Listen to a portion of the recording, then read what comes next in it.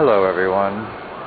We're in the bowels of the subway, Hollywood and Highland.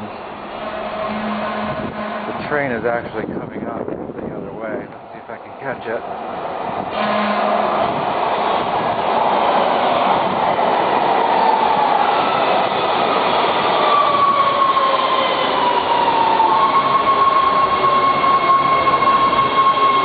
It's kind of cool.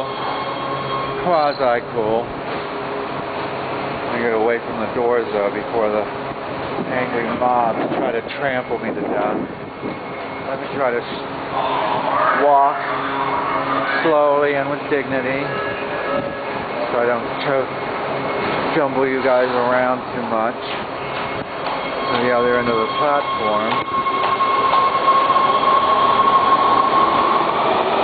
People look very impatient, like they've been waiting a very long time for their train. Maybe there's been a problem with the trains. Try to get to the front, because if there's been a problem with the trains, you don't want to be on the last train. It's always better to be in the front train. Oh my God. God have mercy on me. Oh, excuse me. A lot of times I mutter and groan. I guess you guys who've been listening to my blog have figured that out by now. So, anyway, I hear the train a-coming.